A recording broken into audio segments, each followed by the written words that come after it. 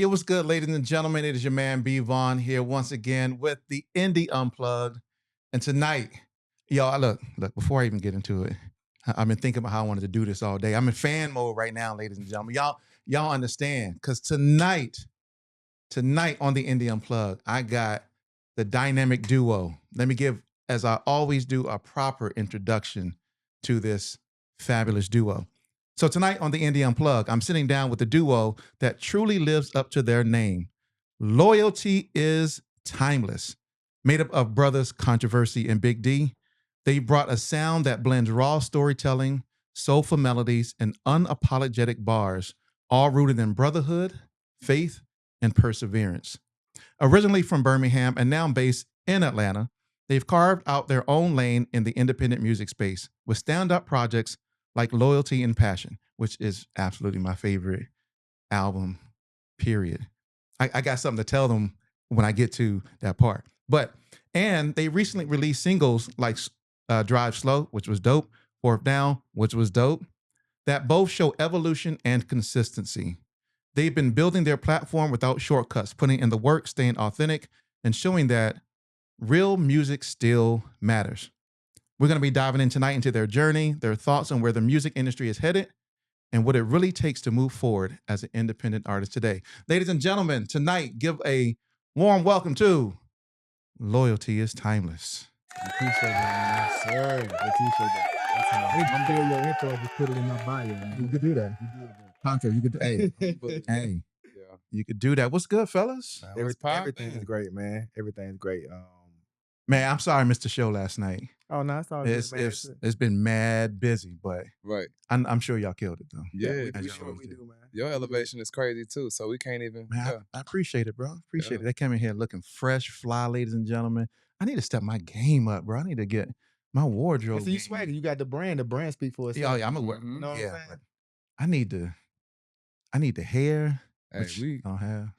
You know what I'm saying? Might be a little too late for that, but it is. You know what I'm saying? I ain't gonna recover for that. No, actually, I could go to the barber and just have him hook it up with the yeah, or you got the what, the joint. $2,000, $3,000 however they must be costing. Exactly. Yeah, you seen Pratt? Pratt did that. I could get everything put in.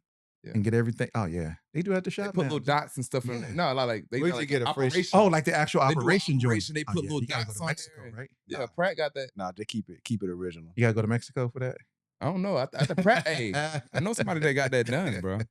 That's what's up, man. So what's been going on with y'all, man? So let's start there first. How are y'all? What's good?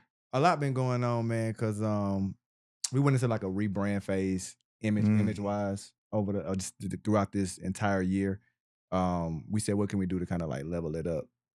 So we just took maybe like 3-4 months off of like posting and stuff, and we just strictly focused on shooting content and getting the image together, man, so that the look can match the sound, you know, and Sure. Really honing in on our marketing, because at a certain point, the music can be as great as you want it to be, but if it's only hitting a certain ceiling, you can't really scale it. So that's been our main focus. So now that Start of My Day, like, which is a 4-year-old record, has gone viral on all platforms, it just goes to show you, one, that consistency matters, and two, that when you got timeless music, then it can hit at any time. You just got to be ready for that moment. So that's kind of where we are right now. And it was all inspired by a moment where we were doing a competition with KO. You are familiar with who that is? Nah. He's a engineer / producer, sponsored by Who's Fire podcast. He has his own podcast, but he was doing a competition at the time for independent artists and giving out a prize to the best people who had the best music. And you just basically battle like head on with different artists. I did see that. Yeah. I did see that. Shaq and CeeLo had different. Yeah. With Shaq. I did see that. We got pretty far in the competition. And then basically we were put out of the competition by another artist. Shout out to them though. You know, they did their thing, respect. But then we said, dang man, like, what can we do to like feel like, all right, we coming back with a vengeance. So they just put a fire under us. Like, that's what a Christmas album was inspired by. Like, literally right after that, we made a whole Christmas album within like 3 or 4 weeks. Like, which was dope, by the way. Christmas. Appreciate it. So that all was inspired by just, you know, coming back with a vengeance. Like, we lost the competition, but like, man, what can we do to, you know what I'm saying, make things harder? So What was that experience like, going through a situation where you had to compete, show your artistry, show your rhyming skills, singing skills? What was that process like? way more different than we thought it would be. It was exciting though, because we always said we waiting for the moment somebody said let's battle song for song. You know what I'm saying? One party left out that taught us a valuable lesson. We made it down to the Sweet 16, right? So the round that we lost in, we played a record that we typically wouldn't play in this situation because people kind of know us for being strictly hip hop. The record we lost on was more so like a pop style record. So people kind of don't really know our versatility in it. But it kind of taught us that, man, people love y'all for this hip hop stuff, man. So double down on it. Like we could have played Start Off My Daylight. We could have played Living Witness, Energy and Vibe. We could have played any of those records, but we was kind of overthinking it. Like, you know, maybe they want a commercial sound, maybe they want a hit. But really, if we would have just stuck to our grassroots, I feel like we would have went all the way. But anyway, either like way, it was a learning lesson because it gave us a fire, and look what's come of it. Right. You know, so we kind of just doubled down on the artistry, doubled down on the branding, and said we might have took an L right there, but you know, we gonna come out on top when it's all said and done. So it's kind of what we took from it. Yeah, that's what's up, man. That's what's up. I've seen y'all progression since the last time we actually had an interview and we sat down and we talked, and just what y'all been able to accomplish. So for those people who don't know you, let's take a step back and introduce yourself, and just really kind of talk about what brought you together as brothers, and why are you on this journey together as brothers? Well, growing up, we really didn't have a choice because everybody in our family did music, from mama, daddy, granddaddy. I mean, everybody did music. So we were singing in the choir as kids. We had to go to practice. We had to perform, like for my daddy, even if it was nobody else, for his friends. So it's kind of embedded in us, but it wasn't like a group thing at the time. It's just like me and my brother performing and dancing for my daddy and the family at the Christmas parties. You sing, get it right, get it right. Oh yeah, he definitely was one the of Joe them. Jackson moment. It's maybe without the whoopings though. I mean, it was the whoopings too, but not whooping because you couldn't sing, you couldn't do it well. Yeah. He was one of those. But like get up, let's. I don't care what time it is. Get up. If I want to hear you sing, and we gonna sing that song, and he's making you sing old school song, not nothing new. He making you sing. He gonna remember. He gonna tell you the definition of the song and what it means and why it means that. Let alone you probably 10, 11. You don't know what he's saying. You know he's talking about this, and when your woman does that, and see, do you hear the emotion behind what he's saying? Listen to him. See, he said this. He said, I'm young. I'm just like, Dad. Oh my God, like he taught us the soul in music. So when you're listening to music and he's breaking down, do you hear that instrument? Make sure you hear everything that everybody's doing. Definitely, which kind of leans to like when we picking our production, the way we do our cadences, the way we do our flows. It's like it's all felt, but that was all embedded from our dad. But as we continue to get older, and I kind of dabbled into like writing and rap and things like that in high school, he kind of just saw me doing it with my friends, so he started doing it with his friends. You know, mind you, he's younger than me, so at the time I'm in high school, he in middle school, so we're not really doing it together just yet. Right. But once I got to college and he got to high school, and bro showed me that he was really like that, we became controversy and big D. He was on a stick mic. Yeah. When I say a stick mic, it literally looked like a stick. And put a sock on it. A sock over the stick. That's how a stick mic. A stick mic. That's what we called it. In Granny Garage. And he used to come down to Tuscaloosa to college with me, and we do shows around the campus. And that's kind of how we got our first footing of like really performing our songs as adults in front of other of our peers. And it just grew from there. We just never stopped. It's just been you just grow and get better and better each year. After, you know, we love it. We love it. So as brothers on this journey together, what have been some of those challenges that you face as from a brother perspective, not so much industry, just as a brother perspective? How have y'all held each other down? How have y'all probably had sibling rivalries? You know, what was that process like? Because, you know, it's for some, it may be easy to work with their siblings, and for others, it may be, you know, difficult to work with their siblings. So what was that like, just working together and just coming together as brothers to do that? You probably gonna get a different answer from both of us, but that's good. I would say, honestly, it's I was talking with my lady the other day about siblings and people with brothers and sisters and stuff like that, and just discussing like, wow, like I don't really see a lot of siblings that are just as close as me and my brother that don't really have a whole bunch of like back and forth, and we had little moments, but I can't say that it was a struggle making this together or a struggle doing that together. I mean, the moments are as big as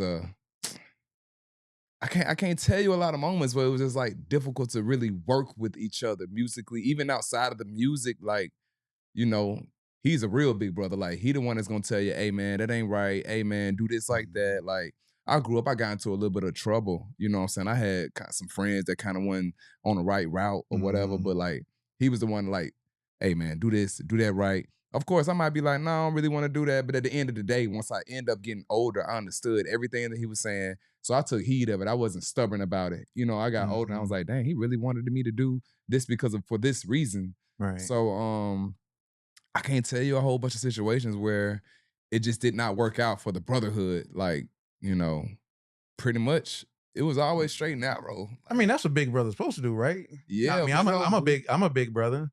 So I got two little well, they in their 30s now, but I got two little brothers, and so it was like, yo, hey, get on the straight and narrow. Stop doing that. Stop hanging out with that person. Stop doing this. Stop running the street. Why you doing this? Like that's what we supposed to. You know what I'm saying? So we ain't have no real sibling rivalry. If anything, we going back and forth about something, it's just because we both super opinionated. So it can be over. We might be debating over Michael Jackson versus Usher or something. Like it's not nothing See, real. You could have said Chris Brown. That's Chris Brown. I think. Never mind. I got my own opinion. I got mine too. I just went to Chris Brown concert a few months ago. It was dope. It kind of changed my perspective on things. It was dope. I mean, it was incredible. Yeah. It was incredible. Yeah. But no, we was taught to we was forced to get along. Like we got a sister too, older sister. So if we got into it with one another and get to arguing, our parents are like, no, your siblings and your family is all you got until the day you die. So that's true. I don't care what your sister did. I don't care what your brother did. Go tell your sister I'm sorry, or go do whatever. Make sure your siblings are always straight. And me being big brother, my daddy was gonna double down on me for that. Like, she a girl and he my younger brother, so he like, I don't care what's going on, make sure they straight. So it's gonna be always love. So if we going back and forth, it's just about an opinion that we have about something. Okay, yeah, that's good. I mean, because on this journey together, you have to kind of be each other's support system. You know what I'm saying? Like, because it can get difficult as you are working together, being opinionated, having super competency in your ability to rap, ability to sing, right? And there are times you can bump heads. And so I think it's even more important from a sibling perspective, because a lot of times it's like, if I don't have to work with this person no more, if I don't need to work with that person, but it's my brother, like, I got to see you like tomorrow. Right. You know what I'm saying? Like, I may be upset. It's special. Like I keep saying, like, and it's not a camera, it's not nothing that make me feel like I gotta have a certain answer to. I'm literally trying to think of like, what do we? Nah, you ain't gotta force it. It's nothing that I can think of that's like, wow, we just don't really, you know what I'm saying? I'm gonna keep it raw. I'm gonna keep it 100. That's good though. But yeah, man. And I always say, when I see other people going through experiences with their family members, or even just the family as a whole, like, we built on family, like, even as a family as a whole, like, I see a lot of people dealing with things. I'm like, dang, like, bro, you should really be happy that you don't deal with these issues. And yeah, it's a big blessing that you don't have that going on. That's facts right there. Yeah, man. For sure. So as I was preparing for this interview, I wanted to think of some great questions to ask the both of you. And one of the questions I thought of was first of all, let me just say, I listened to every album that y'all guys came out with. Almost literally every song y'all guys have done. Once I found out about, I don't even know who was it. Was it Plan B? It probably Plan B. I think it was. I don't shout out to Plan B though. Oh yeah, definitely shout out. Definitely shout out. Yeah, that's my guy though. Yeah. And I don't know if it was Plan B though. It was someone that was like, "Yo, you should check out these dudes." Whoever, what? I'm looking over here. I'm like, what? It was somebody. I think we just so happen to have Plan B in common, but I don't know if he was the person. I don't know if he was. I can't remember. Yeah, I don't know if he was, but so Loyalty and Passion is my absolute favorite album. Like, I've listened to them all, but that has to be my absolute favorite album. I remember telling my wife and kids that, every year Apple Music does a Wrap up. wrap up. Mm-hmm. My most played album for the wrap up was Loyalty and Passion. I was like, yo, it hit me like, You played yo, it like that. it was like you played this album the most out of all albums you've listened to in, I think it was like 2024. I was like, yo, that's dope. That's real, man. That is real. That's my favorite one too. It's my favorite one too. Yeah. So with that in mind, one of the questions that I came up with was, on Loyalty and Passion, you reflect heavily on family, roots, and identity. Now in 2025, with your new singles like Drive Slow and Fourth Down, how has your lyrical focus shifted in response to your growth as artists and as humans? Well, during the creation of Loyalty and Passion, that was actually during COVID. So it was a lot of like sit down by yourself and a lot of reflection. There was a lot of things going on. So that's why so much soul and so much meaning to it. Granted, that was 2021. With records like Drive Slow and Fourth Down, we were kind of in the era of the world is back open. So let's have a little fun. Let's be a little free. True. But the evolution, it just comes from just those life experiences. So we're gonna always get better with the flows and the cadences. But I always want to figure out how can I find a better way to touch the people that haven't been touched. That's really what I'm all about. Because you can rhyme and flow and scheme all day long, but if you can't touch nobody, then. And whether that's with a soul record or a commercial record like Drive Slow, it might just Right, touch you because in a we could be different way. torn between the two at times. Because back when we first were like, I wouldn't say hitting the pinnacle of our career, but when we were, I don't know, just musically tapped in as far as trying to make a what we call hit, we were more so involved with how can we make the best record at the time. Like, this melody sounds right with that, this hook sounds right with that. Like, how can we body everybody that's trying to make what they call a hit? So we were kind of torn, recently. We just, like how you said, had a moment where, the video went viral. We're like, dang, like, okay, they like the start of my daylight. But then again, it's in our roots to sing and create great melodies and stuff like that as well. So it was a toss-up, honestly. It was a toss-up. It can be at times like, should we make the greatest body of work and make the song that everybody's gonna repeat out loud and show people that we put a lot into the craft as far as musically, sonically, and making the best melodies match with this? Or should we just give them, what I'm saying, our authentic self, rap, let it be raw, rugged, and let them feel it in that way? So Yeah, and I think it's always a duality when it comes to that, staying true to your roots, but also giving the people the music that they probably are craving too. right, but see, that's Right? the That roots too, which with us, like a Yeah. lot of people, they'll say, oh man, let's make something that the people like. Like, our roots is actually what the people like as well. Like, we used to love to create a song about a female that may be about how nice she looks and how we met him over here, but let's make it like melodic and make it the best sounding music, like Michael Jackson will make it sound like something like. But it's like, But really, it's genuine to really us. is him. Really, Or well, not to us. He said that's where the duality comes in. Mm. That's what makes it special because it's really him that really like that. Because he's really melodic. He loves like Chris Brown and Ty Dolla $ign, which I love those people too. But I was always rooted in like straight Bars. rap, like Eminem, Straight bars. Yeah. You know what I'm saying? So, like when it comes to releasing records, that could be one of those things we could go back and forth about. I'm like, let's just put out this record. It ain't got a hook on it, but whatever. Like it's felt. He might be like, but this ain't this catchy, so this gonna go a longer way. So we'll kind of go back and forth with, some people gonna like this, some people gonna like that. So in different seasons, we'll have different type of moves depending on what we're trying to accomplish. Yeah, because I think that duality has a lot to kind of do with, especially the landscape of where hip hop is today.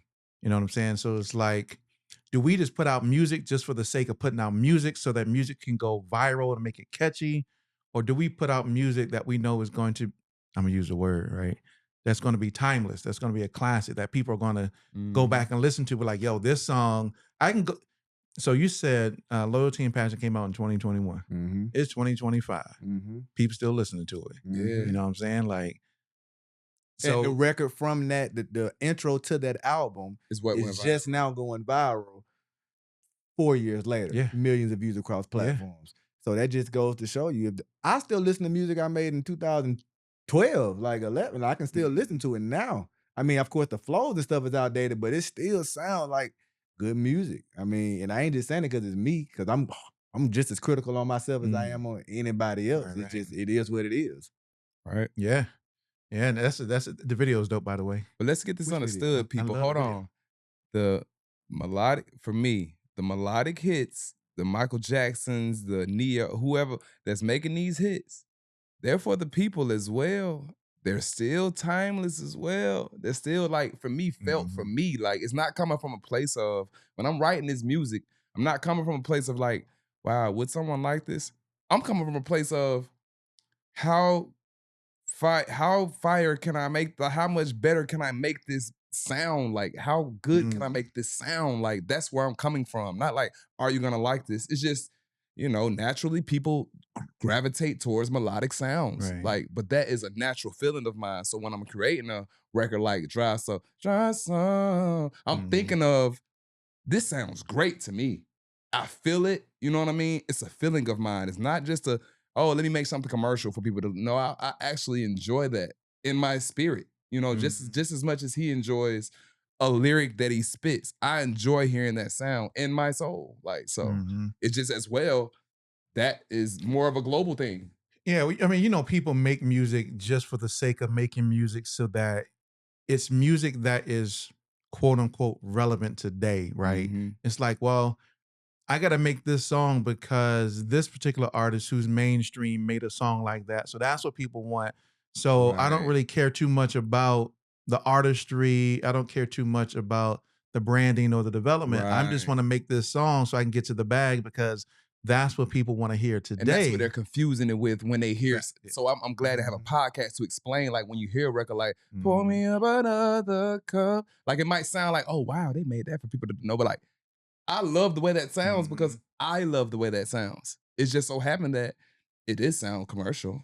It does sound like a lot of people would gravitate towards it. But in my soul, and when I'm creating, I like it in that same way that somebody would say, my mama raised me like this, so I came out like that. It's the same way I feel about that when I'm hearing those melodies and stuff. So it's dear to me still. Yeah, that's how it should be. You should be making music for you and how it feels to you and how it sits with you. And if it sits with the other people, that's dope. Right. But if it feels good to you and you love the music you're making, that's the type of music right there. That's For right. sure. For sure. So we've been talking about loyalty and passion, right? So you already know. Ain't like, ladies and gentlemen, like I got is one of my favorite songs. I love the whole album, but my favorite song, Contra, you already mentioned it, started off My Daylight. Right? That's the way that just starts off is just with the singing and but that's the question I got. So let me ask the question.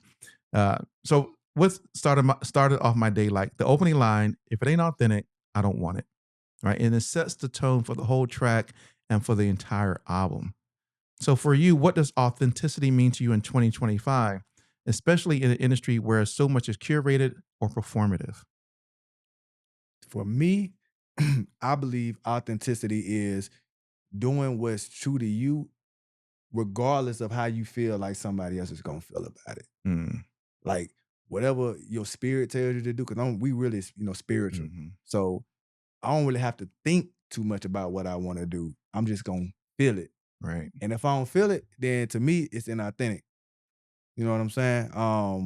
Not saying you be closed-minded, but your spirit and your discernment is gonna tell you if something is true to you or if it's not. So that's how I always like to leave. If I don't feel good about it, I just won't do it. I don't care what it's gonna get me. I don't care if it's gonna get me 1 million views. And that's why I was standing on the fact of, if I can build up a million views organically, no bots, no paid anything, no gimmicks, no catchy hook, just strictly off the words that I'm saying, that's how I know it's special. Yeah. And that's how I know it's true. That's right. Right. Yeah, because as we were talking, you think about in the music today, a lot of it is performative, right? A lot of it is curated. I was watching a video the other day, and I think it's something we're gonna, when we have our podcast on Friday, we're gonna talk about. Is you mentioned not using bots, not buying fake streams, and all that stuff. And in the landscape of today, that's what a lot of people do. They buy, they drop a video, they drop a song, bots, streams. But I was watching a video with who was it, Torre, and he was talking about the situation with Gunna and Thug. Thug, yeah, and how Thug has spent like 50 G's just to promote and push that album. And that, in today's age today, it costs money. They said it around $250,000 for you to really push your song and get it the maximum level of exposure that you can get it. It's 250. Now, for someone who's independent, we ain't got 200. I don't know about y'all. I ain't got $250,000 laying around that I can just pour into the music, Right. like that. So to hear you say that you're cultivating the music based solely off of the words, and it's gaining based off words, the visuals that you're putting out, and it's all, I'm gonna use the word, authentic. That speaks volumes, because not a lot of people can do that, especially from an independent Right. perspective. Right. They can't do that. And nothing's really changed. It's really just when God says it's your time, it's your time. I mean, because the words and everything been there. But I ain't. Where your main camera? Where your main camera? Well, your camera's right there. All right, look. If you go look at Start Off My Day, like any platform, you can go to whichever one you want to, and you go in those comments, you're not just gonna see fire emojis and 100 emojis. You're gonna see real people saying real things and their real feelings about how they felt about it. People don't always tell you how they feel about something. They just tell you what they think about it. When people start telling you how they feel about something, tell them some of the stuff they've been saying that they were saying. I'm just told them to go read it. Oh yeah. Just told them to go read. Just go see it for yourself. You ain't gotta take my word for it. Yeah. They there. They there. And you can tell the difference between like a bot comment and a real person comment. The bot comments be having like thousands of fire emojis, thumbs up, great job, love it. We just to tell you this. I'm gonna tell you one thing that somebody says is that, I had to really sit in the car for a few minutes and gather myself together while listening to this record. So basically saying, hey, that like I'm emotional, I'm full by just listening to this type of record. And a plethora of those same comments I said. People tearing up, crying, all type of stuff, just off the record. Yeah, I remember the last time we had the interview that we did. You had mentioned something that I don't know. Remember the phrase? It was Holy Ghost something, or what was the phrase? You know, the rapper ghost. Rapper ghost. The rapper ghost.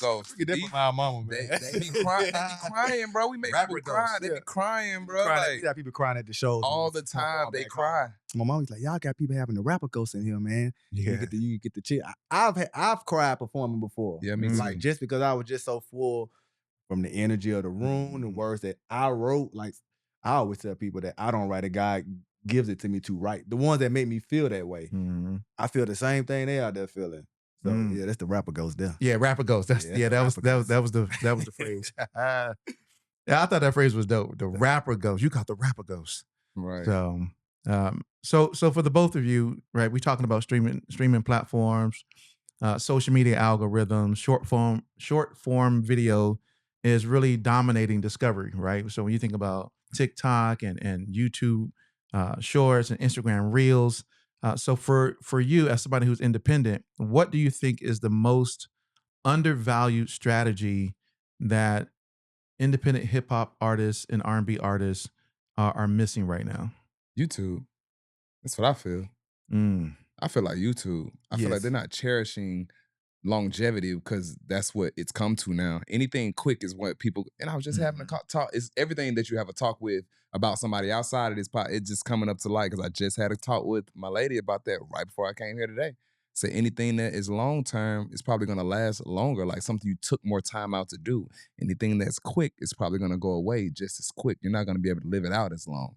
YouTube, that takes a little bit more of a strategy to put together a full body of a, piece of quality content versus something that's like a 30 second, 59 second. Yeah. So I feel like YouTube is one of those. For me, I always tell people, like, you have to look at it like having equity in your own catalog in your own company. If you're not building up a quality catalog or utilizing platforms like YouTube that's been here and gonna be here, I can't go on Instagram and type in Start Out My Day like video, like, you know what I'm saying? Because you got to scroll and you got to find. I can go on YouTube and just go right to that. And if you got quality content there and you got a quality catalog built up, once you get something that does take off, it's gonna find everything else. It's gonna be there. So take your videos, take your visuals, get the best part of it. I don't care if it's 10 seconds of it, 30 seconds of it. take that best part. That's all they need. Don't give them too much, but you might turn them off. Mm-hmm. Give them the best of what you got and tell them where to go find the rest. Mm. Yeah, because you guys are really out here grinding literally every day. I've seen y'all grind. I've seen y'all do it from the live performances that you do, and I'm talking about live performances like the concerts, right? Because my wife and I, we had a chance to kind of see you at the What was that? What So was that Far show? Sounds? So Far Far Sounds. Sounds, Yeah. Which was super dope, right? My wife was like, "This is how she knew." She was like, "You really like this group?" I was like, "Yeah, I do." She was like, "I was like, why you say that?" She said, "Because you're actually sitting here saying the words." She was like, "You know the words to this?" I was like, "Yeah." Like, I've listened to this album like ever since I found out about it. Listened to this album like, and so she was like, "You really know the words to this?" She was like, I was like, "Yeah." She was like, "That's dope." She was like, but yeah, the So Far Sounds, but even the live performances that you guys do that people can check out on YouTube Mm-hmm. of you performing in like a studio setup, Mm-hmm. which I think is dope because I think those are the most under leveraged strategies that people aren't using. And I think from what you're doing, from the live shows, the live in studio performances, the videos that you guys are doing, you are taking a lot of different approaches from getting your music out there. And not a lot of people do that. I hear a lot of artists talk about, well, how am I gonna get my music out? I don't know how to do X, Y, and Z. I'm like, do a live performance in your living room. I can't do that because I need like, you could do whatever you want to do Mm-hmm. Right. and just do. Oh, it got to be perfect. It ain't got to be perfect. You ain't got to have $1 million setup. You just got to have the willingness to do it. You know what I'm saying? Like, and I think y'all guys have probably one cameraman in there, Mm-hmm. Mm-hmm. and y'all sitting with the mic, got the nice decoration in the back, and y'all doing y'all thing. And I think for me, I think that is even just from a social media perspective, because you can stream that on YouTube, Mm-hmm. right? Do a whole live concert. When I did an album in 2017, Oh, R&B album. you Yeah. sung on it? Nah, I ain't got them. I ain't got the melodies. Hey, but do. I ain't got the Luthers like that. I ain't got the Luthers like that. But I produced it. I produced it, and I had a bunch of different people on it. Right. Kind of like did like a DJ Khaled approach, and I did a whole album release party and streamed the whole thing, and had people, hey, what do you? I think that song's dope. Yo, who was that artist? Yo, matter of fact, the artist is in the chat right now. So if y'all want to talk, hey, and it's like I think people aren't taking advantage of the tools that they kind of have in front of them to really to give them the exposure that they need and how to maximize it. Okay. And I see you guys being very strategic with a lot of the things that you do, and that's probably a what's the right word? A testament to the team that you got. I was just about to say. You know what I'm saying? Like, probably a testament to the team that you got. So the same amount of energy that you spend, that people spend on trying to say how they can't figure it out, you got to take that same amount of energy and figure it out. And that teamwork you said, Man, teamwork. Zoe not gonna let you not do it. Zoe be killing it. Because sometimes I may get in a bag where I'm feeling like, man, it's just too much. I'm trying to do this. He gonna be like, look, book the date. We getting it done. Like it's just simple as that. We gonna do it. So it's a team of us. Even from the in studio live sessions, the decor, the HBCU backdrop, my mama doing all that. She coming down here and decorating all these backdrops. So it's all my wife. She crazy with the decorations. Oh yeah, she crazy with the decor. My wife, she's doing all the clothes, so she gonna make sure that we looking the part. Jay Banks, he gonna make sure the beats, we got the right beats. You know what I'm saying? So we all working together to make it happen. It's not just us doing it, but where one person falls short, someone else gonna pick up the slack. And most importantly, I do want to say, you have to take the time to figure out how your music is best received. When you mention music videos, live performances, some of the songs we don't do for the in-studio live performances because we know they don't resonate the same. So when we go in that in-studio live performance, we coming with something soulful, we coming with something meaningful, something touching. We want a commercial sound, something that just make you feel good. We're going to do a full-scale music video for that and put it on YouTube. And when we're doing a in-person show, we might blend the two. So that comes from years and years and years of figuring it out. So that's just kind of the skin in the game. At some point. For sure. Yeah, that's knowing your audience. And a lot of times, and what they like to consume they and want how from they you. like to And consume, where they want to and consume where it they at. want to consume it. And a lot of times people don't, I just want to be an artist. I just want to be a rapper. I just want to be a singer. I ain't got time to do all that. Well, you got to. Like, gone are the days of where you have a label that's going to step in and kind of do that for you. I mean, y'all got a guy like Zoda who's helping y'all do and organize all of that type of stuff, right? You got a great team that's helping you to do all of that type of stuff. Uh, and a lot of times some people don't. And it's like they got to figure it out.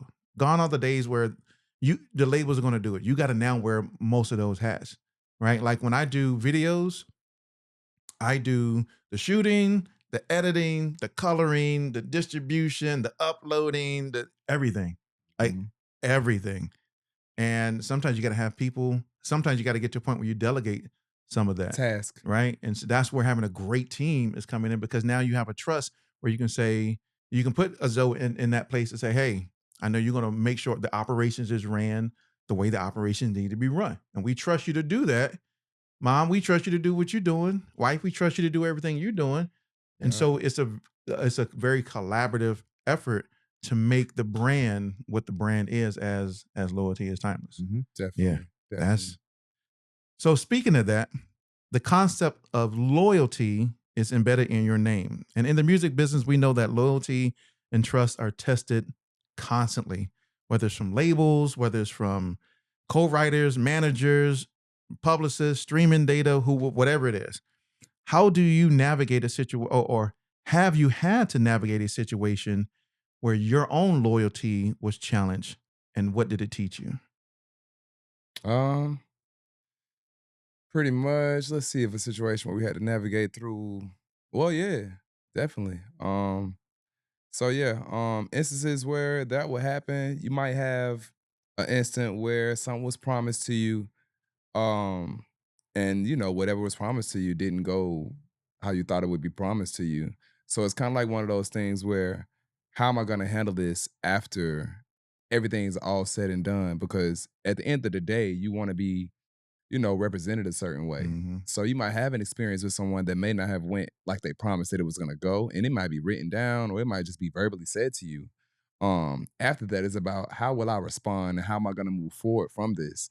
Will I, mention this in a way where this person will feel offended and then take what I said and make it sound like something that is not. And now Mhm. in the industry or whoever they know, it's gonna sound like these people have this going on, but the whole time it may be a different way. So it's like, well, let's handle this in a way that, like you said, let's handle it in a way that moving forward, it'll be loyal to your brand. So you have to say, I'm gonna handle it in this manner. We're gonna do it in a way where it's still professional, but let's move forward from this because we've just dealt with a situation of such. So let's move forward from this. Let's keep going and let's make sure that our name is still clean and hold the Mm. loyalty down to, they'll say, well, no matter what happened between, the both of us, those guys were loyal.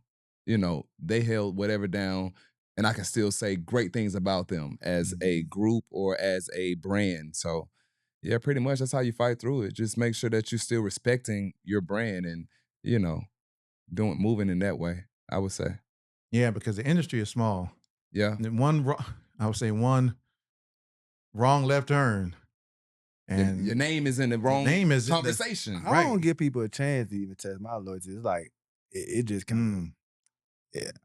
I don't know. It kind of just speak for itself. Just how I move, how we move. Like I don't care if it's a person just saying, "Yeah, I need to make some solo records," or "Y'all need a different manager," or I don't care what it is. I didn't have the same barber since I was 15. Like in Birmingham, then my barber here, I didn't have him since I came down here. B Flat, we've been working with him, my internet, since I was 18, 19 years old. So anything that's working for me, I just stick with it.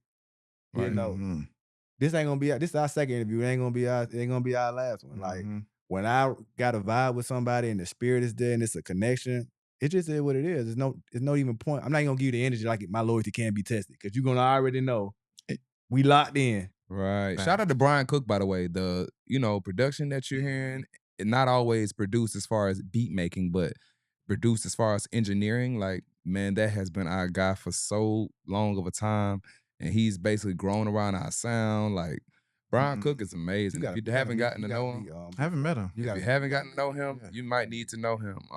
He's a great engineer, singer as well, R&B artist, engineer, producer. Mhm. He does it all, man. And That's his what's up. spirit aligns with what we do. Like, never had to question him with loyalty or anything. And anybody that knows him would say the same exact thing.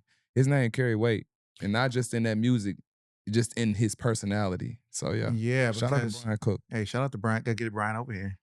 Oh yeah. Yeah. Oh yeah, for sure. That's good. We gotta connect that dot. Oh, definitely. Yeah, He has yeah. a lot to talk about. because that's the thing, right? Is that you get into this industry and you hear the stories. Oh, the industry is full of snakes. It's full of robbers. It's full of crooked people. It's full of people who, are backbiters and gossipers and backstabbers and they're gonna do you dirty and a lot of times we have to be the person with the high level of morality Mhm. when it comes to those types of situations. Yeah, you may have done me a certain way, but that doesn't mean I need to treat you There you go. and reciprocate that back to you. Mhm. Because once again, being authentic to yourself and being authentic to who you are as a brand carries a lot of weight. Because Right. no matter what happens, they're gonna go, okay, we know those guys are true to who they are. They solid. They're not gonna be one way with us and next with some way with somebody else. We know that this is what we're gonna get from loyalty is timeless, right? And that's always going to be something that's critically important. Sure. So let me ask you both on something that I've seen you both personally do, which I think is great, which I got to do. I'm trying to lose some pounds real quick. Right? So I got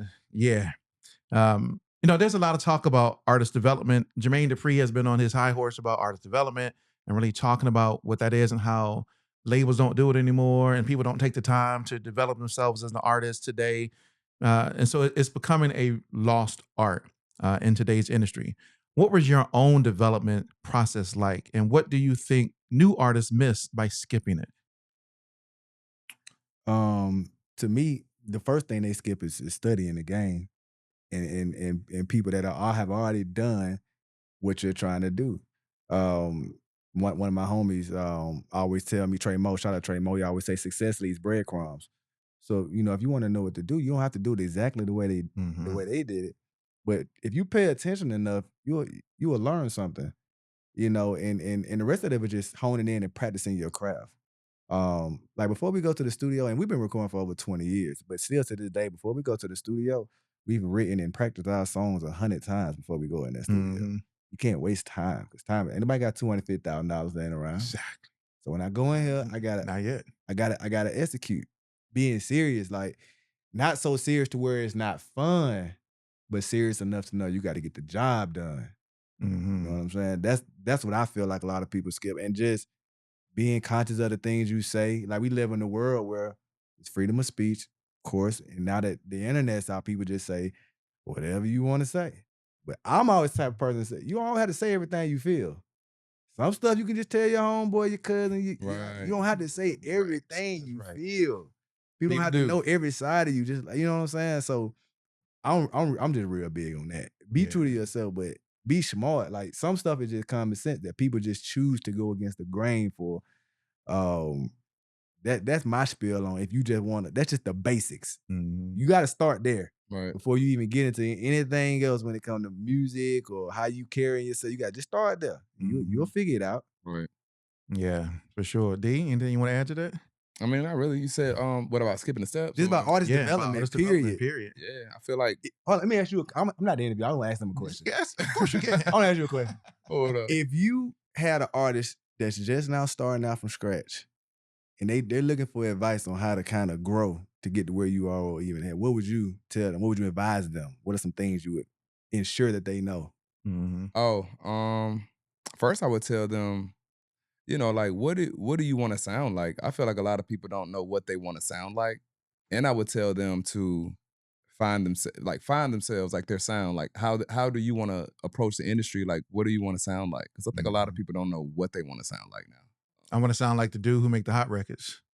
Wow. I would just say, man, what about him do you like, and how can you find yourself, how can you find yourself without being him? You know, because I think a lot of times we're not conscious of who we are as a musician. So I think you should always know who you are as a musician. If you don't find yourself, then it's not gonna sound right through the microphone. Mm-hmm. We hear a lot of stuff now and it sounds right tonight, but tomorrow it's like, wow, what happened? I don't even remember the record like no more. Cause that person, it wasn't you. Cause you're a different person tomorrow. Now you're another person yesterday. Like, you know what I'm saying? I would definitely tell them that. Be yourself on your records. Yeah.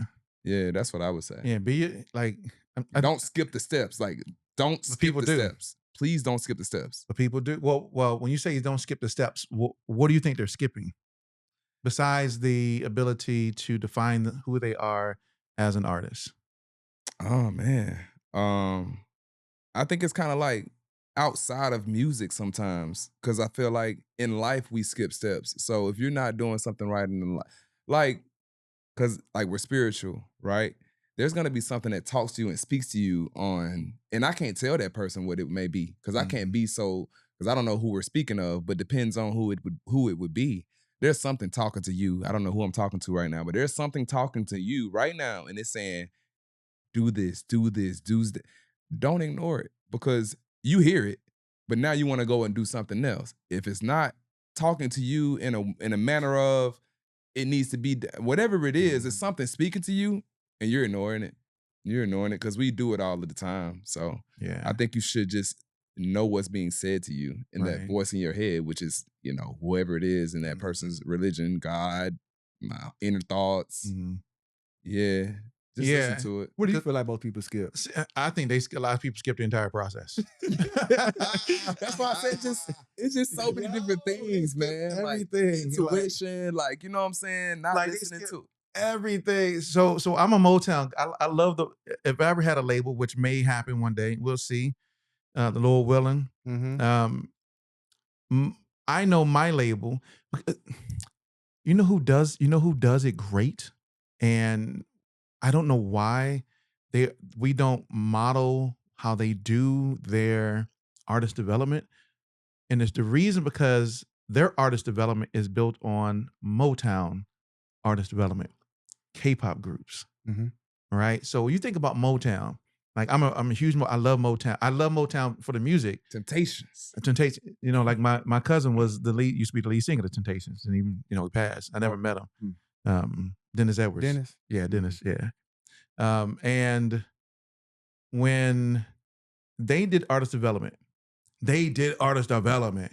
like, y'all get in here and dance and move. Oh, you can't dance? We got a dance person for you. They're going to teach you how to dance. You don't know how to interview? We got somebody that's going to teach you how to interview appropriately. It's crazy now. Crazy. They bring it like crazy. Like, yo, be yourself, but hold on now. Hold on. You going right. You going crazy. What are you talking about right now? Crazy. Like, I think they skipped the whole, like, even if they were going to be out in public, they were taught how to eat in public. Like food etiquette, table manners, right? Now, I'm not saying that got to be part of that was Motown's thing, right? Motown also did QA, right? Quality assurance. So and y'all seen the movie, right? Yes. Yeah. So come on, man. So if before an album dropped, they were like, yo, we go into a room, we're going to listen to this song, and we're going to decide, do we want to buy this song or a sandwich? Or a cheeseburger, Or cheeseburger, right. Come down. Which one? Yep. And it's like, yo, that's a hit, this is not. We don't get that today with so much accessibility to music tools, right? I got a whole bunch over here. The ability to just upload your music to a DSP, right, through TuneCore, DistroKid. Who I gotta listen to? And listen, nobody. Who's doing QA on my music? You gotta connect. Nobody. Too. I'm sorry to cut you off, but you gotta connect. You gotta connect. You know how we were speaking about earlier about like having, because I mean, you could be great at it, which honestly, it's so many missing pieces to the industry now. It's just crazy. Because I mean, even the piece that we're missing that I'm about to bring up, we're not even really honing in on that, which we should be, is basically trying to be a perfectionist at the actual craft. Like we're saying, right, I want my words to align this way. I want my rhyme to rhyme this way, right? That's one part of the game. Then we have when it rhymes this way, or when it, you know, is put together in this way, so uniquely, whatever we did. Now, how am I going to make it connect to you? Because it might not even be a bar that we're speaking of. It might be a note that I'm hitting at this point in time. Could be. Okay, so cool. I'm gonna put this note together in the best way that I know how to put it together, right? It's gonna sound like this, and it's gonna be so great the way I, do the riff. Now, are you gonna make me connect with that riff that you hit? Mhm. Are you gonna actually feel it? Or are you gonna say, you know what? That sounded great. Cool. But does anyone actually feel it? I mean, like, what's the point of doing it if nobody gonna feel it? Like, so when we talking about a cheeseburger and all of that, yeah, I'm gonna buy this cheeseburger, but it don't even make me feel a way about the record that I just heard. It was good, but like, did you even feel what you just said? It sounded good and all, but like, I remember back when they were making like on the Michael Jackson American Dream, the original one, when he was a kid and he was in there singing I don't know what record he was singing at the time. You remember when he was singing that record in there with his brothers? It was one of the fast up-tempo records that he was singing at the time. It was Michael Jackson by itself. But they had him hitting it so many times, all because they wanted him to feel it. They wanted him to sound like he meant I think it was Sugar Pie Honey. Was it that? No, it was oh shoot. It was one of those up-tempo records. Was it? I stayed there way too long. Was it that? Oh, I know. Did I leave? That's when he was older. Yeah, it was older. I thought it was There we go. It was that. Yeah, that's right. Yeah. But when he's singing it, they make him go over and over and over. Over and over and over. And he was hitting it too, but they needed to feel it. I'm gonna use a modern day example. You've seen Empire, right? Yeah, the show Empire. Slightly. I'm more the TV guy. So there's a scene where Lucius is in there with what was his son name? Not Jamal. The other one who was a rap. He was I know you're talking about Hakeem. Yeah, Hakeem. Yeah. And he was in there rapping, and he was like, "Yeah, I'm about to do it. We're about to get it." and he was like, "Man, cut this, bro." He was like, "You're not even feeling this, bro." He was like, and then Hakeem was like, "Oh, really?" Lucius said something to him, and he was like, "Fellas, if you ever trust a lady, never." And you could tell he was like, "I ain't feeling this. This is whack. Like you can get out the booth. You ain't gonna come hard with it." He was like, "Oh, really? Okay, it's like that." He said, "You ain't feeling." He was like, "I'm about to show you." And he went in on that, like, and I think that's a lot of what's missing. And a little bit closer, the Terrence Howard on the Hustle and Flow with the he was going crazy. I love Hustle and Flow. He was going crazy. What she was singing? I love Hustle and Flow. What was that scene? What was she singing? Whoop that. Was it Whoop That? No. It's hard out here for a pimp.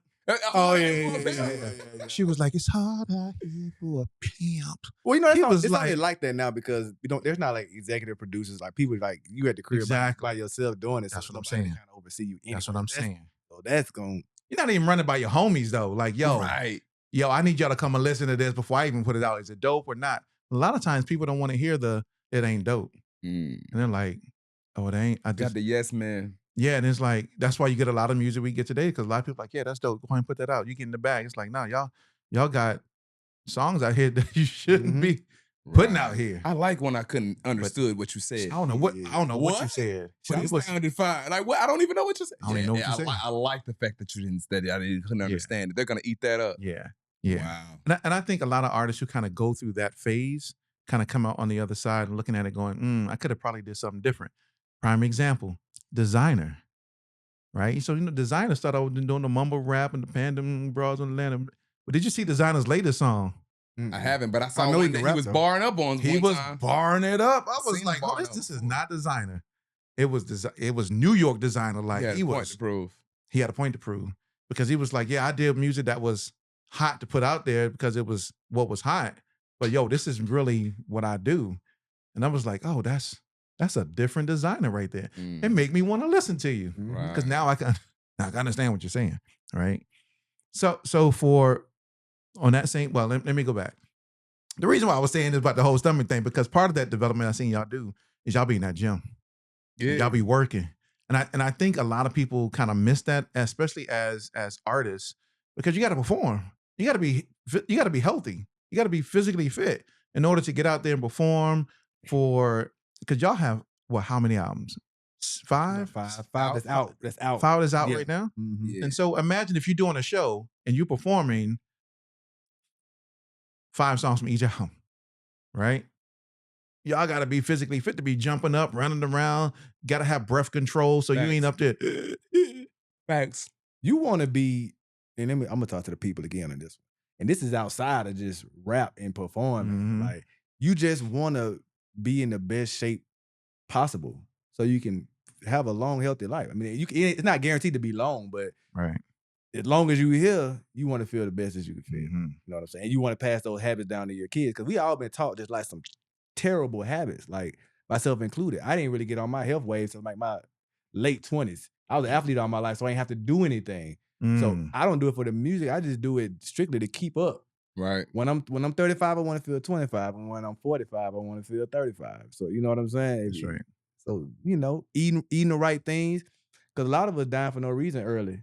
From heart disease and all these other diseases that are coming from the food we eat and coming from us not exercising. Yeah. And what else you doing? Really nothing. Yeah. And in my own, I slack my own self. I ain't no one of them ones that just be I slack. I'm slacking right now. I'm slacking. Y'all I think I'm getting a dad belly right after I have my. I think I'm getting that. The six pack might be fading. Own problem right now, man. Bro, I told Anthony the other day. I said, man, I can't. My bosses, bro, they like. Cause I be going on a fast, like I be going on a fast right now. I'm on a fried food fast. I ain't ate no fried foods or whatever. I be doing the 30 days, but like I come back, I'm like, damn, my bosses like, nah, man, I gotta eat some more protein and chicken and boiled eggs in the morning, man. Now I'm drinking hot tea for my boys like every day, which they say that's a detox and that makes you lose weight as well. So I be drinking hot tea every day before I go to work. So I'm like, bro, like I'm losing right now. But yeah. So you mentioned work. How is that something that has either helped or impeded your ability to do what you're doing? Because a lot of times you hear, if you're gonna do this, you can't have no job. You know, you got to be in this, 100%. You know what I'm saying? Like I still got a day job. I still work my day job for all this. Right. So if I need to go buy, I just bought some stuff today. Like if I need to go buy something, boom, my job helps me pay for it. I feel like I put it like this, man. There are people that, they do the 100% thing or whatever. I mean, if you're willing to take what comes on the other side of that table, that's how you want to come about it, then, I mean, I'll just say this. There's no perfect formula, but there is a better, or not even a better, just a easier approach to kind of do certain things. I think the harder route is just 100%. Like, I don't want any other funding but what I'm trying to, go towards. That's going to be a harder route for you. But if there's another way that you could put finances towards what you want to happen quicker for you, then yeah, go ahead and go in a place where you can actually make some bread at that, you know what I'm saying, you can guarantee that it's going to happen quicker than it would if you're going to 100% just say, all right, I don't want to do nothing else but just straight this. All right, well, it might be a longer path for you. It just may be a longer path. And it could not be. It could be something that happens, but the likely chance of that is going to lower. You know what I mean? If you're going to say, I want to 100% just strictly do this, and I'm going to, you know what I'm saying, just figure it out on the way. So it helps and it impedes. If you ask me, it helps from the financial side unless you have some type of funding, but it impedes from a creativity standpoint. You get mentally worn down sometimes doing it. The duality of it all, like having a dope ass show at night and you come at 12 in the morning. I gotta wake up at 7 in the morning and go to work. Like, I don't want to fucking go to work. Like, you know what I'm saying? And then when you getting off work and you got studio session, I'm mentally drained. Depending on what type of job you have, you may be physically drained. I don't even feel like writing. I don't even feel like going to the studio.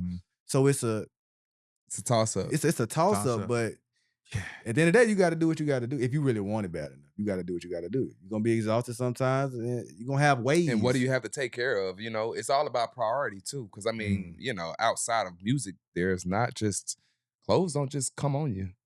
When food don't just come on, they just be like, made in the air. And if you got a wife or a lady, then you.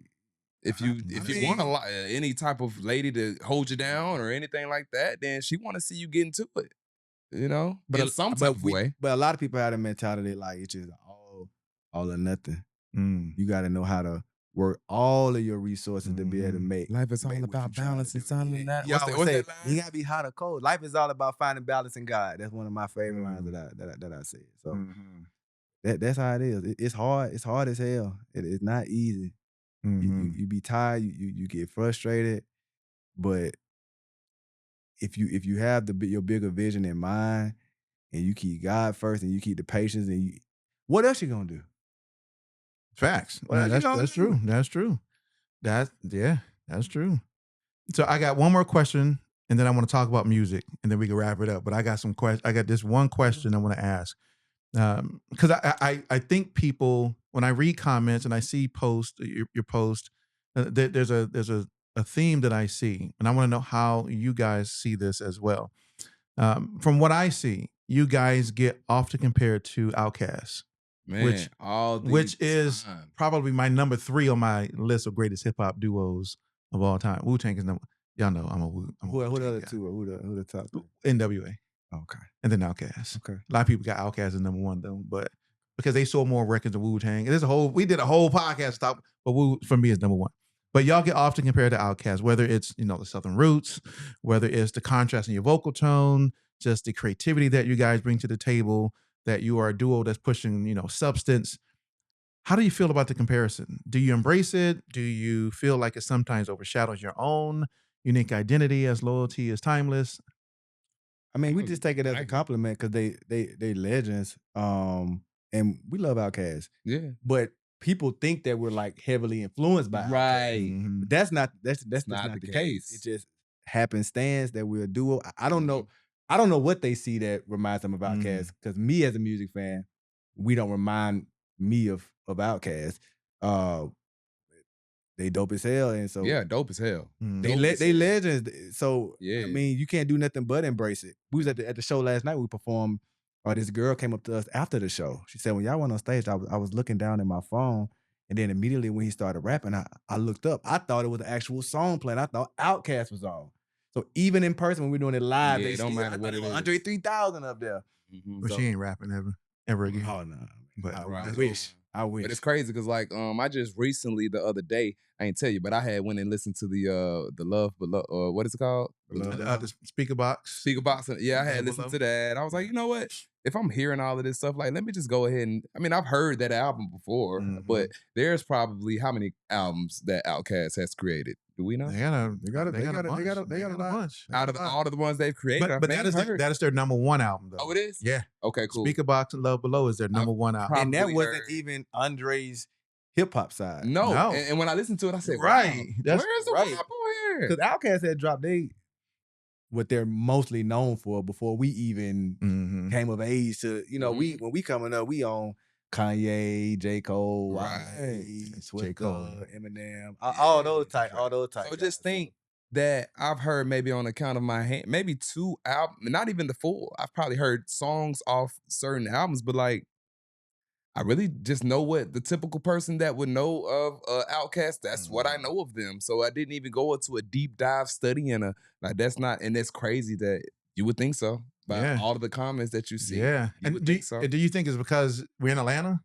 I don't know what it is. There's some similarities, but what it is. They also say Phil Mob, they say Little Brother, they say a lot of different people. Earth Gang now. Earth Gang, yeah. I don't know because we're a group, because we're a duo. Because you're like a duo and everybody. But they do say his voice sounds like, or his pockets that he chooses. I was literally somewhere.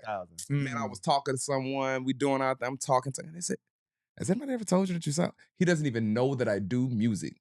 I don't even know this guy. I'm having a conversation with him. He goes to say, has anybody ever told you that you sound like Andre 3000? I'm not. I said, well, wow. I mean, yeah, I get that all the time. I said, I actually do music. He said, oh, you do? He said, yeah. I said, yeah, man. Like, but that's crazy. I've never just been having a conversation with somebody. He said, yeah, something about the tone or the rhythm and the way that you talk. I said, oh, this is just. But no, that's the biggest compliment, man, because they revered as, if not the top, you in somebody's top 3 of. You in somebody's top 3, absolutely. And people don't just compare you to legends unless you are. People don't just do that. Yeah, that's so we take that as a compliment. So we appreciate everybody. Because sometimes people can go, man, I don't want to be compared to Outkast because or whoever the group is, because we're our own brand. We got our own style. We got our own uniqueness about what we do. And I don't want that to be overshadowed but every time you hear us, the only thing you're thinking is this particular Outkast. group. And that's what the girl felt last night because last night she did say something afterwards because she felt that we felt offended by her saying that. Because she said something like, well, no, I mean, I'm just saying. I'm like, I don't mind it. Go ahead. Say what you say, man. You know, I ain't trying to be like nobody. Like, I don't even care about it. I just take it as a compliment. I just thought it was interesting because when I go look at posts and I go look at comments, you can see that's what people are saying. One person said, I can't remember the group, but it's a duo, and they were like, "Yo, this is giving me Nappy Roots." No. It's two new dudes. They actually did a whole song with the WWE themes. Oh man, Coach Contra? No, that's no, for them. 4 or 5. No, who? No, not Benny the Butcher. They do be doing that. No, you know what? It's in my history. Wrestling stuff. It's in my YouTube history because I was watching it. We must not heard of them yet. Yeah, because they were. Well, I don't know if they're a new duo, but is it in my Don Tripp and Starlito? Oh yeah. I've heard that. My man got the boy deep voices. We've been on Don since 2000. Long time ago. I was in high school. Yeah. Yeah, they did a whole song with nothing but WWE themes. Oh, that's dope. I was like, yo, that's dope. Like who would, and they're like in a, not to talk about them, but they're like in a wrestling arena in the actual ring doing while people are, fighting each other, doing rapping. Right. I thought that was dope. I thought it was dope. I was like, that's dope. But somebody had made a comparison to them as well. That's dope, man. I've seen that. Y'all seen that one? I didn't see that. Yeah. Yeah, I saw that. See, y'all can tell I be doing my research. You be on it. Now you great at what you do. And man, I'm just grateful that, I mean, from where you were when we did our last interview to where we were, like you can just you can see us grow in the evolution of both, and now here we are today. That's right. So, it's going to continue to elevate. 2026, 2027, and that is next 2 years is going to be a very explosive next year or so for me and for the both of you. Yeah. Okay, so I want to dive into music, and like I said, we can wrap it up. I know y'all guys probably got some things to do. Let's talk about music, man. What have you been working on lately? I know just from what I've seen. And what do you got coming for the people? Like what's happening with the music? A lot. Legendary soul, man. We're in our writing mode right now. So when we get in writing mode, we may hunker down for about a month or two and just write as much as we can write. Get scared. And what you saying? Typically towards the end of every year, it gets scary around that time. We be scared. It's proof season right now. They don't know about proof season. Proof season is when like we locked in and the momentum is there and the energy is there and we just fired up. So at the end of the year, we typically like record a lot. So when we go into the new year, like we got some heat stashed up. 2026, I feel like we're gonna drop the best project we've ever dropped. And I don't typically say stuff like that, but I feel like we as good as we've ever been right now. And we locked in right now. Yeah. We just sat in the car the other day. What I said, man, I ain't gonna lie to you. Like, I don't feel like I'm in the prime of, but I feel like, right now, like I'm getting some great beats from producers. Ever since, the clip and all of this stuff that's going on right now they've been sending over a hella beat. Like so many beats been sent to us. And the ones they sending, it's like, we finna go crazy. Proof and effect, man. We recorded a batch of songs a couple of months ago thinking we was going to put a project out this year. We recorded about 12 or 13 records that MC Hammer was one of those records that came out of there. But after this whole little wave of kind of what's going on, we start off my day, like I was just kind of re-inspired, like that loyalty and passion wave and sound just kind of re-inspired me to kind of like, how can we scale that up? How can we just take that sound to another level?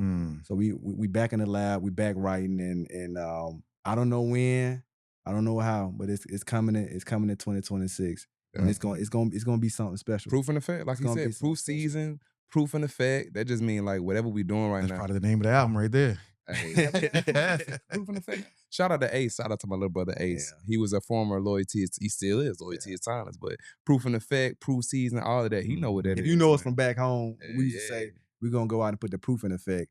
That was our way of like guerrilla marketing. We would all three. Title right now. We would be going out to the mall, speaker in our hand. We got our performance ready. We walking up to anybody we see. Let's put the proofing effect right here. Let's the group of them right there. There they go. Yeah. We got the harmonies ready. We doing ready, it. locked in. Yeah, that means we the proof. We are the proof. In effect. And it's being in effect. Yeah. So we had, man, it was just funny moments and stuff like that. We'd be like, hold on, proof attack? Proof attack. We're about to attack. We're about to attack right now. Yeah. Like We have a whole crowd around us in the mall performing. Definitely shout out to my brother Ace, man. He was really he was really. Yo, that sounds dope. Yeah, man. That sounds dope. That sounds like a flash mob thing you just get ready to do. You just be in the mall and boom, like let's. Yeah. Yeah, right. And then you know what? Either you can give a donation to the brand on whatever you feel like is necessary about the performance that you saw us give to you, or definitely gotta follow us. So we we coming with this something. before the follows. This when you before got the a CD and I can be like, I'm doing my thing. Here go my CD. And what would you give us based on what you just seen, based on what we just spit? Because all three of us would have something we chime in. Ace would say something, he'll say something, I'll say something. Now as a group together, now you get to see, all right, this is what I want to do for y'all. I'm gonna give you some money, or I'm gonna give you a follow if I ain't got no money to give y'all. Yeah. But we walking away with something. You're walking away with something every That's time. Right. That's right. That's what we have musically though, man. We in writing mode. We in heavy writing mode right now. Sending beats back and forth, sending ideas back and forth to one another, and that's where we at with it. And even during that time, what I love about what you guys are doing, even though you may be in that writing season, you're not allowing the momentum to be diminished, right? You guys dropped Drive Slow, Fourth Down, Ashes. I did a video for Start Off My Day Like drop. The video to Ashes, I saw that. I like that. I like that was a dope concept right there. Whoever came up with I like when I do film composition, and so whoever had y'all stand in the archway, and how you were turned around this way, D, and how you were turned around this way. I'm like, whoever did that, and then y'all put y'all in front of I was like, the composition was great. And I don't know if that was what's his name, Christopher? Chris Mosley. Yeah, Chris Mosley. Shout out to Chris Mosley. Yeah. We got 3 different video directors. So once again, knowing your artists know what they want. So Chris Mosley, we know what he's going to capture and make right. Chris Cotton, we know for you. We are visuals.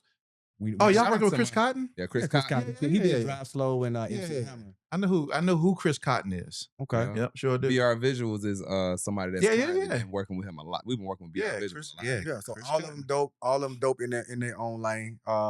And I help direct or creative visions. I go plot out the location. Look, this is the perfect spot. We can stand right there and do this, and now let them come do their thing. And we cook up. But yeah, we can't stay stagnant. Even when you get in writing season, you gotta always keep he said, what do we have coming up? Yeah. Christmas album, Christmas promotion, Christmas visuals. When I tell you, like, the stuff we just shot yesterday, was that yesterday or the day before? My days are getting all together. We did a Christmas shoot for the song. Light a tree up and light a tree up. It's Christmas. So, yeah. I'm talking about crazy. I keep skipping Christmas because I'm just such in that. I'm into such in that. Yeah, he skipped over what we got coming before that. I'm excited about what we writing right now. So that's why I'm like. But yeah, definitely. If you haven't heard the Christmas album by now, we got some great visuals coming out soon. They're already filmed, and it's gonna be amazing. I mean, it's gonna be amazing. That's gonna be dope. Yeah, for sure. Yeah, it's gonna be. I can't wait. I can't wait. I know people gonna love me. Hey, if y'all have not checked out Loyalty, it's time, ladies and gentlemen. Y'all need to check these gentlemen out. So, you guys have done a lot of music, worked on a lot of albums, a lot of songs. For each of you, what song is the one that resonates with you the most, and why?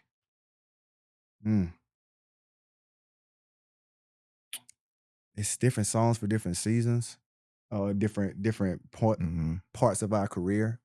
I ain't gonna stand on this, but I'm gonna say for me right now, and it's been that way for a minute. It's a living witness off the Bigger Dreams album. I just feel like it tells our story. It tells what we're about. From driving up Parkway East to Mama House to the spinning dadas I used to have on my feet back in middle school. Him telling his story about his son, and it just always resonates to me. You're gonna be my living witness. It's just like inviting the people into our world. So that's been resonating with me for the last 2-3 years. So I'm gonna go with that one for now. Okay. Yep. We talking about special songs that mean something to us. I'll probably say Lifetime was always my favorite for that reason. I love Lifetime. I just feel like the theme that it creates, the vibe that it puts you in, it makes you really slow down, and it makes you listen a whole lot, And it talks about, I'm big on you know, the phones and not being too focused on those and all of that. Like, so I mean, it spoke big on that. And then his verse at the end is it's like a poetry slam, like pow, like he just, you know, capped it off. So that would have to be my like meaningful song. But you know, I like the melodic joints. He gonna say drive slow. He gonna say something like that. Hey, what I like about that video, whoever the lady is that's dancing, Zani, she was locked in. She understood the assignment and did her job. She gets a compliment every time somebody speaks to that video. Did her job, because every time she was dancing, she would be dancing around you.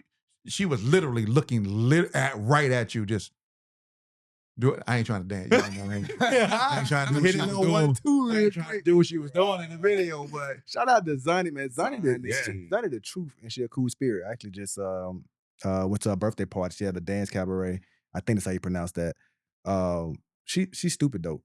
She's super dope. Professional. Yeah, straight professional. Because she wasn't trying to veer off. She was boom locked in. Boy, I was like, yo, she did a fantastic job. Yeah, shout out to Zani, in that video.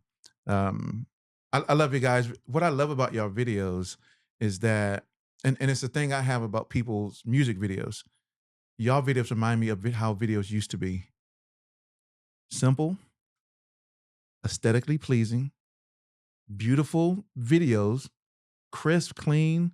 Like when I watched the Started Off My Daylight, you were sitting on the bench in the back. You were sitting on the water fountain. Yeah, the water fountain joint. And then the camera it was just simple. It was just like, and I didn't have to get distracted by all the flashy things and this happening over here. And allow me to enjoy the song and to enjoy the actual visual. And I think a lot of times when people make videos today, they got to have the stutter thing, and they got to have different people in it too. I just realized we don't have nobody in our videos, man. We need to get something like that though, man. We have a lot of people all this stuff happening over here. I mean, y'all did the videos with the young ladies with the on the picnic thing, and y'all sitting on the bench. Stars, yeah.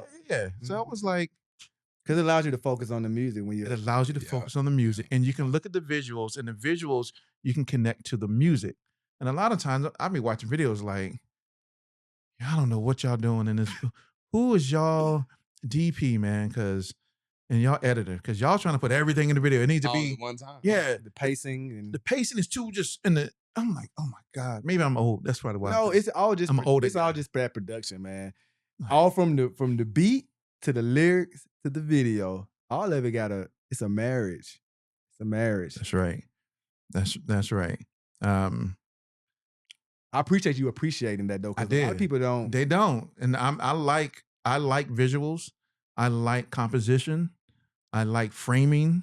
Because I'm a film guy. I love cameras. I'm a film. So when I watch the videos, I'm like, oh, I like how he's positioned here. I like how they did this here. I like how that's why I said I like how the composition was with the front and the ashes, right? Yeah, I like that. People don't pay attention to that. And they think they got to do all this fancy stuff to make the video pleasing. No, you just got to do your composition right, your framing right. Once you do those two right, you got it. The video's going to look great. You know what I'm saying? It's going to look great. But if you don't do those two right and you got to rely on flashy trickery, it becomes too distracting. I can't watch it after that. I'm like, oh my gosh. I got two last questions. Okay. Because I got to ask y'all about, how do y'all feel about AI and its introduction into the music space and what is currently happening from an AI perspective? Where do you guys draw the line in its use in AI, and your thoughts on it? My thoughts on AI in general is helpful and it's hurtful. I mean, you don't have to think as much to get the job done. But there's another side to that. You don't have to think as much. You're relying on something else to kind of guide you through it. I kind of draw the line when it comes to actually like anything writing lyrics or making a specific sound. Yeah, I'm not a producer, like a music producer. I'm like an executive producer. So I don't really do beats. So for me, it's just when it comes to like, help me think of a line or anything like that. No, I don't need you to do that for me. Now I'll use AI for help me understand what these ad results mean. Like, can you break this down, these metrics down to me so that I can understand it? And it helps. I've been running my own marketing campaigns, you know, they're just using that alongside. So I use it from a business standpoint to kind of break things down for me in simpler terms that I may not understand. But musically, I don't need it. I mean, because I can't get soul from it. I can only get data from it. It's a machine. We talking about connecting though. Same thing. Same thing. Me for real. I mean, it go hand in hand, of course. If I'm writing some lyrics, AI ain't coming to brain. AI ain't coming to my brain if I'm creating the song. So I mean, of course, Right. we definitely gonna draw the line right there. As far as that, then that's pretty much it. I can't say that it's not useful though. Like it's in general, like some people need it. Like, and I'm not talking about musically. Some people just they need it. Like it's just like reading a book, but the information is just already there for you Yep. instantly. Yep. But when you rely on it, because AI can go away, it probably not Yeah. going away, but it It could go never- away. yeah, exactly. It's not going to, but it could go away, and then now what are you left to rely on? Right. So it I mean, because you got AI now, platforms like Suno, Udio, who are actually making full-fledged songs. Yeah. Like, they got the artist Janelle Monáe, who is the lady wrote all the lyrics. She put it into the AI, and the AI is singing it. It produced the beat. It did everything. She wrote the lyrics. That's what she said. We can't prove she wrote the lyric, but that's what she said. She wrote the lyrics, and AI did everything else. And it's climbing the charts. The number one country song right now in America, it's an AI song. Wow. Yeah, we get into that. It's nothing. It's I just try not to think too much about it because it's nothing I can do about it. I just gotta just continue. It doesn't upset me that it's going on. Yeah. I mean, I'm not worried about competing with it because I'm competing with myself. I'm not. If that's what they want to do over there, do your thing. You wanna? No judgment. This ain't got nothing to do with me. Yeah, no judgment here. However you want to get I'm it done. I'm gonna still get whatever God has for me, whatever roadblock or however much harder they try to make it. Look, facts. Do what you got to do. We still gonna be here. Facts. So, what do you want your legacy to be as a group? When people hear the name Loyalty is Timeless 10 years from now, what do you want them to remember? I want them to remember that we were special and that our whole movement was rooted in love and loyalty. A brotherhood, a sisterhood. It's just all the family. I want my daughter to be able to grow up and be proud of what she hears, and I want my words to be able to help her get through something and her kids get through something. And that's what I want to stand for. I don't want to like look back and regret anything that I said, or that I portrayed. So, now that I've come into my full self as a man, I just kind of want my music to reflect who I truly am to my core. Yeah. Want to leave something back for the people, man. Definitely just want to say, yeah, like the person that I am, I wanted to be able to represent who I am and what I stand for. So when somebody does hear that, they're like, oh, that's exactly how how he was as a person. So yeah, definitely want to leave behind for who I am, what I stand for, what I represent. That's what I want my music to be. And hopefully the people can feel through the music, like what type of people we are. Yeah. I mean, there's a duality. Like we're conscious, we're introspective, but we're also fun and we like women and all that good stuff. So it ain't just one way. Right. So yeah. So how can the people get in contact with you? Where can they follow you at? How can they connect with you? You can follow us anywhere at Loyalty is Timeless. Whatever you like, whether it's YouTube, Google, whatever. Hey, whatever gets you going, you can find us if you type in Loyalty is Timeless. Loyalty is timeless. Booking, features, anything like that. There's always going to be a link right up top in that bio. You're going to go right over to Mr. Alonzo, folks, and we're going to always get you taken care of because he's Mr. Efficient. So we get it done. It's good business over here, always. For sure. For sure. And ladies and gentlemen, if you haven't, once you do all that, they got a service where they can send you text messages about performances and upcoming events, new album drops, and things like that. I know because I'm on it. The number? Thank you, because he was going to get mad at me. I'm about to do it. I don't know the number off the top of my head, but I got the number. If you go, okay, he gonna put it up. But it's also in that link too. It's in it. Yep. You can access us. It's always a way. We're gonna make it easy for you. Yeah. So you're gonna. But that's a way. That's a way for you guys to like communicate with us directly. Because sometimes trying to fight through that algorithm is just like an issue. Like I ain't know y'all had a show going on. Well, if you just text the number and it's us responding. Hey, shut up. Let me tell them. I'm telling them now. No, you ain't telling them the number. Let me finish explaining it. You can give them the number. See, this what happen when you got a brother like. If y'all ever need anything with us, y'all can contact us directly there, whether it's merch, whether it's shows, features. Really, if it's just inspiration. I don't care what you need. If you may want to collab with us or anything. Like we're here. We're real people. So Right. you can give them the number. And you're going to text the number 855-287-3301. I repeat, 855-287-3301. Text the word lit and we'll get you lit.